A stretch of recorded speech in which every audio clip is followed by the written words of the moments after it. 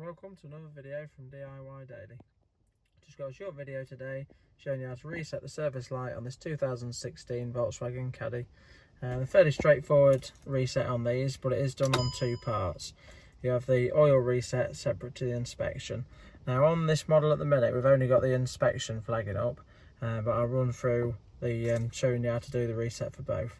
Now the first thing we're going to do is turn the ignition off, press and hold the brake pedal and the button on the right here while turning the ignition back on. I'll just do that quick now. If you do that, keep your brake pedal depressed, release the button on the right, press the one on the left, and then press the one on the right again. And that will do the first reset for the oil. So then turn the ignition off. Now this time around, we're gonna do the same procedure. We're gonna put the hazard warning lights on as well. So hazard lights, press the brake pedal, and press and hold the zero while turning the ignition on. We've done that, release the button, press the button on the left and press the button on the right.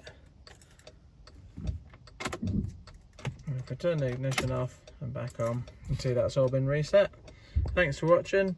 If it helped, just give a video a quick thumbs up and subscribe to the channel. We'll see you next time.